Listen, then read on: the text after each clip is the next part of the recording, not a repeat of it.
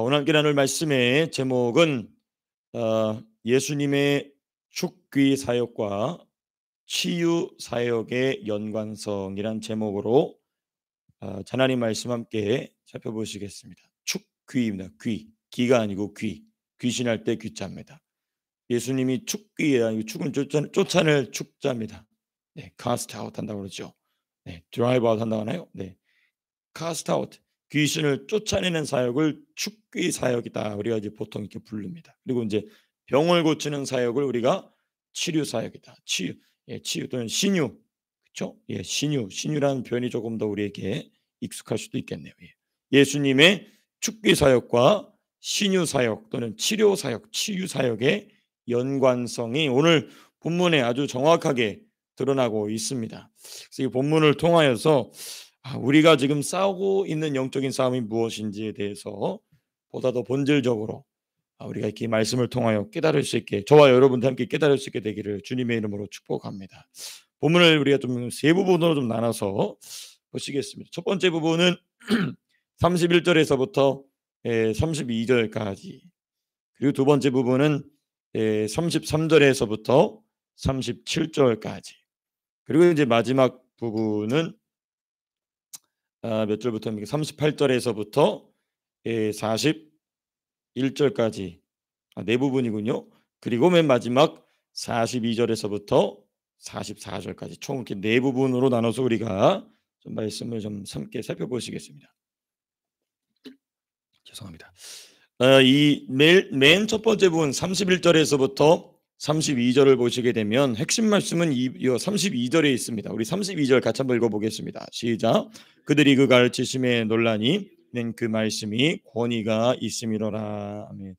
여기 이는 그 말씀이 권위가 있음이로라. 예수님의 가르침에 담겨 있는 권위에 대하여 우리는 좀 잠깐 생각해 볼 필요가 있습니다. 왜냐하면 이 예수님의 가르침의 권위에 관한 언급이 있은 뒤에 바로 무슨 사역에 대한 이야기가 기록이 되어 있냐면 죽귀 사역이 기록이 되어 있어요. 귀신을 쫓아내는 것과 그리고 함께 질병을 치료하신 신유 사역이 함께 기록이 되어 있습니다. 그러니까 지금 누가는 이걸 얘기하고 싶은 거죠. 귀신을 쫓아내고 질병을 치료하는 이것은 무엇과 연관되어 있느냐? 우리 주 예수님의 권위와 깊이 연관되어 있다. 특별히 그 말씀의 권위와 깊이 연관되어 있음을 우리가 이 맥락을 통해서 발견하게 되죠. 자, 그럼 그러면 31절과 32절에 담겨 있는 말씀 그 자체의 좀 의미를 하나씩 좀 살펴보게 되면, 첫 번째, 이 두 가지로 지금 우리가 이제 예수님의 말씀에 담겨 있는 권위에 관한 것을 우리가 두 가지로 좀 살펴볼 수 있습니다. 첫 번째, 예수님의 음성 자체에 담겨 있는 권위, 권세, 권능입니다. 그 예수님의 목소리 자체에, 예수님 목소리 자체, 그 음성 자체에 담겨 있는 능력인 것이죠. 이 사람의 예수님의 음성에 담겨 있는 이 권세가 어디에 있어서, 물론 사복음서에도 충분히 잘 드러내지만은 이걸 가장 잘 보여주는 말씀이 어디냐면은 요한계시록 1장입니다. 요한계시록 1장에 보면은 그 사도 요한이 본인이 3년 반 동안이나 따라다녔던 분이지만은 70여 년 만에 다시 만난 거거든요. 이제 요한이 순교하기 직전에. 근데 이제 그 예수님의 음성, 분명히 예수님인데 전혀 달리, 분명히 익숙한 목소리인데 전혀 다르게 들려지는 예수님의 음성, 그 음성에 담겨 있는 권위, 권세, 권능이라는 것입니다. 이 권위와 권세, 권능은요, 사람 속에 있는 귀신들을 밟습니다. 예. 이 사람들 속에 숨어 있는 귀신들이 무서워하는 목소리가 됩니다. 그 소리를 무서워하게 된다. 그리고 그 귀신들을 잠잠하게 합니다. 그래서 저와 여러분들의 목소리에는 그런 영적인 권세가 실리게 되기를 축복합니다. 이게 이제 한번 귀신이 드러나는 역사가 일어나게 되면은 귀신이 콧방귀를 뀌는 사람이 있는 반면에 아무개 목사, 아무개 장로, 아무개 권사 막 콧방귀를 팍팍 껴요, 귀신이. 그런데 어떤 사람의 목소리는 귀신이 두려워 떱니다. 그 영적인 세계에서 귀신이 아는 거예요. 저 사람에는 영적인 권세가 있다. 저 사람에는 영적인 권세가 없다. 귀신이 정말 귀신처럼 압니다. 그러므로 우리의 영적인 권세가 어떻게 증명이 되느냐는 성경이 여러 부분에서 이야기하고 있는데, 가장 두드러지는 것 중에 하나가 뭐냐? 사복음서에서 두드러지는 게 뭐냐? 귀신들입니다. 귀신들이 제일 먼저 한다. 귀신들이 제일 먼저 한다. 그러므로 저와 여러분들의 기도 소리가, 저 여러분들의 찬송 소리가, 여러분들이 이 선포되는 말씀에 화답하는 소리가, 저 여러분들이 일상적으로 그냥 대화하는 소리가 귀신이 비웃고 귀신이 떠들어대는 소리가 아닌, 귀신이 잠잠해지고 귀신이 떠나가고 귀신이 무서워하는 그 목소리의 권위와 권세가 실리게 되기를 주님의 이름으로 축복합니다. 이거는 말씀에 기록된 것처럼 기도 외에는 이런 유가 나갈 수가 없습니다. 기도 외에는 이런 유가 나갈 수 없다. 뿐만 아니라 이 예수님 음성 자체에 담겨 있는 권위, 권세, 권능은 귀신들만 잠잠하게 하는 것이 아니라 사람의 자아의 어리석음 역시 잠잠하게 합니다. 예수님 목소리 음성에 벌써 권위가 탁 담겨 있으니까 그 교만한 유대인들의 자아가 확 눌리게 되고 예수님 말씀이 귀에 들리죠. 이 자아가 교만한 사람은 말씀 듣기가 너무 어렵습니다. 그 복음서 보면 그렇지 않습니까? 이 대지제사장들 보면은 예수님의 말을 감당을 못하고 사도들의 말을 감당을 못한다는 얘기는 자기들이 분명히 뭔가 잘못된 논리로 이야기하고 있다는 얘기거든요. 그런데 굴복하지 않죠. 그만큼 사람의 자아는 선포되는 말씀에 관하여 반발하고 반역하게 되는데, 이 예수님의 음성에 담겨 있는 권위와 권세와 권능은 사람의 어리석은 자아를 잠잠하게 하고 속사람으로 하여금 말씀을 듣게 합니다. 그러므로 저와 여러분들의 음성에는 그런 역사가, 그런 권위가 더욱 강력하게 나타나시게 될 수 있기를 축복합니다. 그래서 내가 너무나 사랑하는 사람, 또 가까이 있는 사람과 또 내 신앙의 선후배들과 대화할 때에 나는 분명히 따뜻하게 얘기하고 있고 진리의 말씀을 얘기하는데, 벌써 그 목소리에는 귀신이 두려워하는 권세가 묻어 있고, 그 권세로 말미암아 그 사람의 어리석은 자아가 콱 눌리게 되고, 그리고 그 내가 하고 있는 진리의 말씀을 사랑으로 또 이 기쁨으로 받게 되는, 속사람으로 받게 되는 놀라운 교제가 일어나게 되는 원리가 이 음성에 담겨 있는 권위입니다. 자, 그럼 이제 두 번째 부분입니다. 예수님의 가르침에 담겨 있는 권위는, 첫 번째는 예수님 음성 자체에 담겨 있는 권위다. 두 번째는 뭐냐? 그 예수님의 가르침 내용 그 자체입니다. 내용 그 자체. 이 내용 그 자체가 가지고 있는 놀라운 권위입니다. 진리 지식을 깨닫게 하는 가르침, 성경을 깨닫게 하는 가르침입니다. 성령의 성경 저작 의도를 밝혀주는 가르침이기 때문에 그 말씀을 듣는 사람들에게는 시원함이 찾아오는 것입니다. 기쁨이 찾아오는 것입니다. 깨달음이 찾아오게 되는 것입니다. 그러니까 이 두 가지가 항상 같이 가는 것이죠.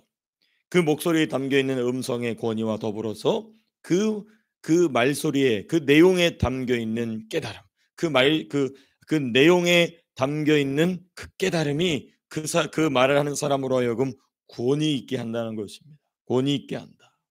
성경의 저작 의도, 성령께서 이 성경을 기록하실 때, 이 말씀을 그 사람으로 하여금 기록하게 하실 때의 그 저작 의도를 파악하여서 말씀하시는 그 예수님의 가르침에 무엇이 반응하느냐? 사람의 영이 반응하면 그 사람의 속사람이 반응하게 되는 것이죠. 이게 참 중요한 것입니다.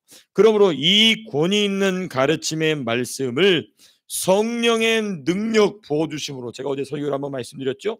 성령의 능력 부어주심으로, 어떤 사람에는 성령의 세례로, 충만으로, 은사로 성도들에게도 주시려는 예수님의 마음에 우리가 간절히 사모함으로 화답해야 될 줄로 믿습니다. 너무너무나 중요해요.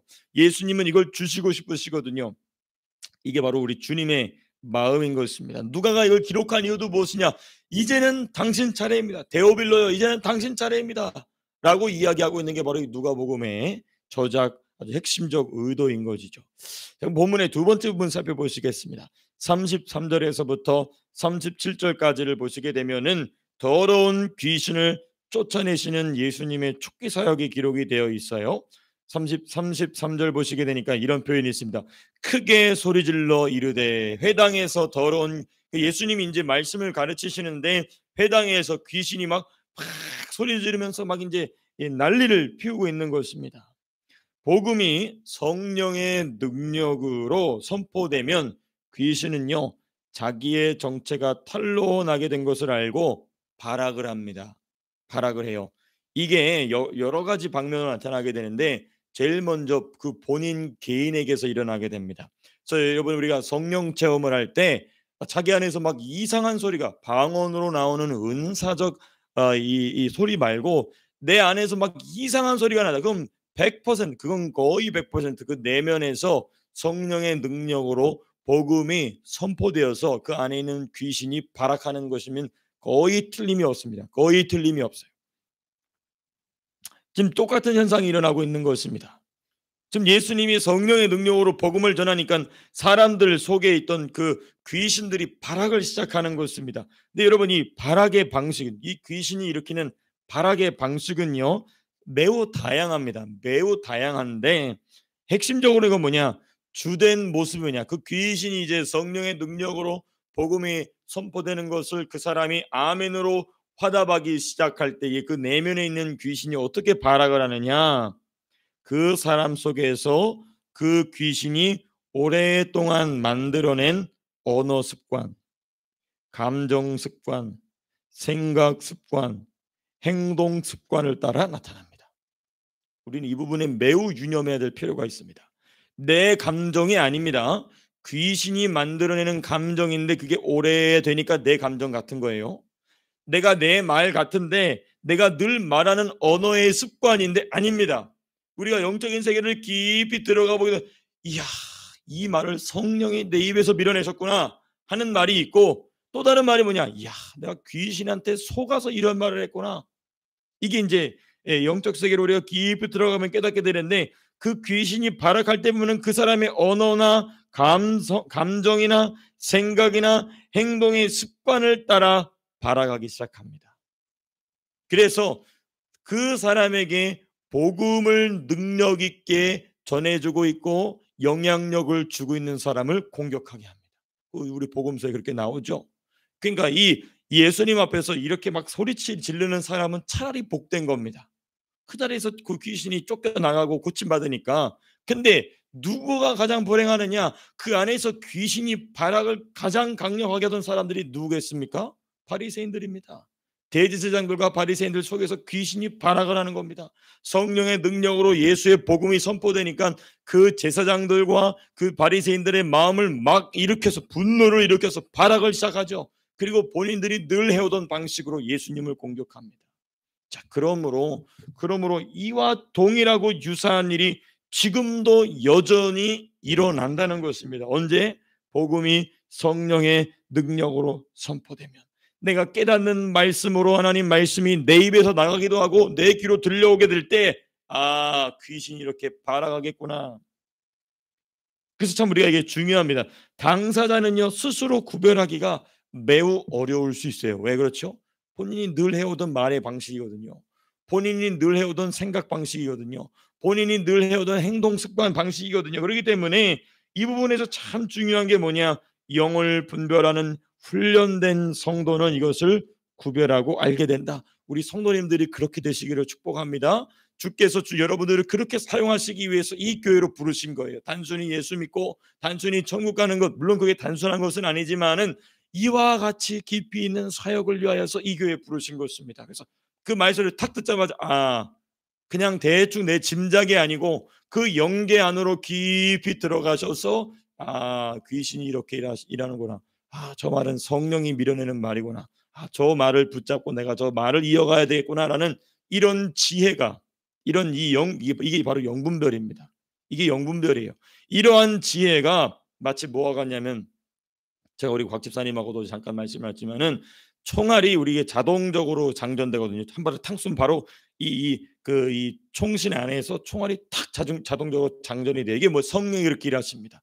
내가 한 말을 하나 툭 하고 나면 바로 그 다음 말이 제 입에 와서 딱 안겨지게 되는 일이 일어나게 됩니다. 이게 어떻게 일어나느냐, 어떤 식으로 일어나게 되느냐, 오늘 본문식으로 본다면은 그 영을 분별하는 일에 있어서도 그런 일이 일어나게 된다는 것이죠. 두 번째 부분, 기도와 말씀의 현장에서 훈련된 만큼 이 영을 분별하는 일이 깊어집니다. 오직 기도와 말씀밖에 없습니다. 기도와 말씀 현장에서 훈련된 만큼 하나님의 교회의 말씀 사역, 노방 전도의 사역, 직장과 가정에서의 삶의 사역 속에서 얼마나 훈련이 되어 있느냐가 곧 우리가 영을 분별하는 깊이와 연결되어 있다는 것입니다. 그러므로 성령께서 저와 여러분들을 훈련의 자리로 부르십니다. 저를 보니까 이 정성영 목사를 보니까요, 어디서 가장 훈련이 심하냐면 성질 낼 때입니다. 막 성질 낼 때가 가장 어렵더라고요, 저는요. 근데 이 원리를 깊이 깨달으면 깨달을수록 이게 또 귀신이 이렇게 딱 덫을 쳐놨구나.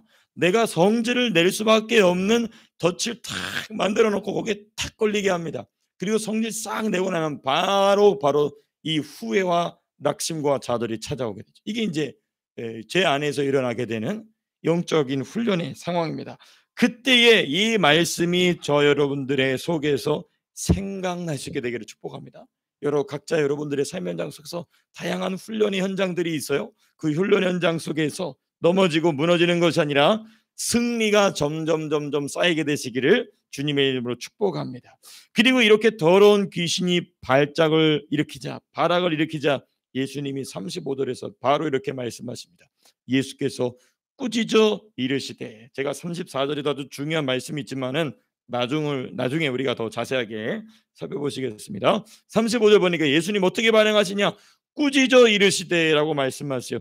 예수님의 분노, 예수님의 진노의 꾸짖음입니다. 여러분, 예수님이 권위와 권능을 사용하실 때는 늘 예수님의 감정이 함께 나타납니다. 예수님의 감정이 늘 함께 나타나요. 근데 여러분, 그 예수님의 감정이 나타날 때마다, 예수님의 그 감성이, 예수님의 그 감정이 드러날 때마다 그것이 곧 능력입니다. 그것이 곧 기적 그 자체가 됩니다. 그 자기 아들의 죽은 시체를 메고 나오는 그 여인의 애통함에 우리 주님이 같이 애통하는 감정으로 공감해 주시죠. 그러니까 그 죽은 아들이 뭐합니까? 자기 관을 열고 나옵니다. 그렇죠? 이게 예수가, 우리가 참 중요한 게 뭐냐, 아주 이지적으로, 지성적으로, 이성적으로 하나님 말씀을 깊이 이해하고 깨닫는 것 너무 중요합니다. 그래서 제가 열심히 그 일을 여러분들과 수요일마다 하고 있죠. 또 주일에도 되도록 그렇게 하려고 애쓰고 있습니다만은, 그 다음 또 중요한 게 뭐냐, 내가 예수님 마음을 감동시켜 드리는 게 참 중요해요. 너가 정말 그렇게 그걸 바라느냐 라는 예수님의 마음을 감동시키려는 그 열심, 참 중요합니다. 그래서 간절한 게 중요한 거예요. 왜 간절한 게 중요하냐? 예수님의 마음이 동해야 돼요. 그러니까 제가 나중에 요한복음 설교하면서 말씀드리겠지만은, 베데스다 연못이 동해야 기적이 일어나는 것처럼 누구의 마음이 동해야 기적이 일어난다? 예수의 마음이 동해야, 예수님의 마음이 감동이 일어날 때, 예수님의 마음에 그 감정적인 무엇인가가 일어날 때 기적이 일어나게 된다는 것이죠. 똑같습니다. 지금 귀신이 이렇게 발작을 일으키자 예수님의 분노의 감정이 팍 나오게 되고 귀신이 쫓겨나가게 됩니다. 그러니까 예수님의 감정은 곧 능력이다. 사랑과 긍휼과 기쁨과 또 애통과 또는 진노 등, 또는 분노 등의 이 감정, 예수님의 감정 그 자체가 능력으로 나타나게 된다는 것입니다. 근데 여러분, 이게 예수님만 그런 게 아니에요. 사도 바울도 똑같이 그랬습니다. 사도 바울이 분노하는 것 자체를 곧 성령의 분노하심이었어요. 그게, 그러니까 예수님의 진노, 예수님의 분노, 예수님의 사랑, 긍휼, 기쁨 등의 감정들은 모두 우리에게 기적을 일으킨다. 우리에게 기적과 또 하나님의 축복을 받게 한다. 특별히 오늘 본문에서 보게 되면 이 예수님의 진노, 예수님의 분노의 감정은요, 귀신들이 몹시 두려워하는 것입니다. 귀신들이 몹시 두려워하는 감정이에요. 그리고 성령은 이 예수님의 분노를 성도들에게 그토록 공유해 주시길 원하십니다.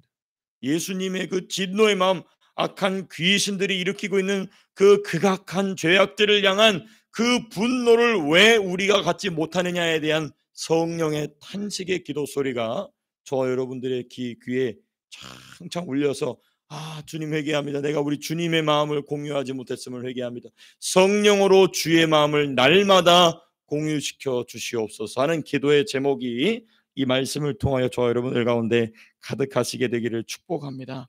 자, 우리 본문 우리 세 번째 부분 살펴보시겠습니다. 38절에서부터 41절 보시게 되면 이제 예수님께서 귀신을 쫓아내시는 사역에 이어서 누가는 예수님이 질병을 치료하시는 사역에 관한 말씀을 기록하고 있습니다.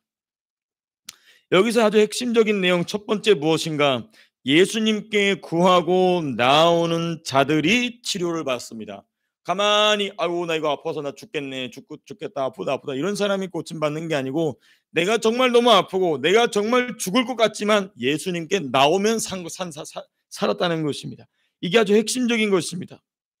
38절에 보면 이렇게 나와 있죠. 사람들이 그를 위하여 예수께 구하니, 또 40절 보니까 해질 무렵에 데리고 나오며 이 해질 무렵에 나와야 할 정도로 부끄러운 병들도 있었다는 것입니다. 당시 유대 사회, 고대 근동 사회에서는 저거는 아주 더러운 병이야, 사람들한테 옮기는 병이야, 사람들 앞에 드러내면은 그 인간관계, 사회관계에서 완전히 끊어지게 되는 그런 질병들도 있었기 때문에 해가 지고 나서야, 어두컴컴해지고 나서야, 서로의 얼굴을 확인할 수 없게 되고 나서야 예수님께 나와야 할 정도로 처절한 사람들이었습니다. 그런데 나오니까 다 고침받았다는 것이죠. 너무너무나 중요한 진리인 것입니다. 너무너무나 중요한 진리의 말씀인 것입니다. 그러므로 자기가 병든 자임을 인정하고, 참 중요합니다. 나는 병든 자입니다. 내 몸도 병든 자이고 내 마음도 병든 자입니다. 내 영도 병든 자입니다. 이것을 주님께 인정하고 나아가는 사람은 고침 못 받는 자가 없다. 고침받으러 나오는 자들이 치료받는 것입니다. 너무너무나 참 중요하죠. 특별히 여러분 여기 오늘 본문을 보시면 어떤 사람들이 있냐면 병든 자를 데리고 나온 이들의 헌신의 중요성입니다.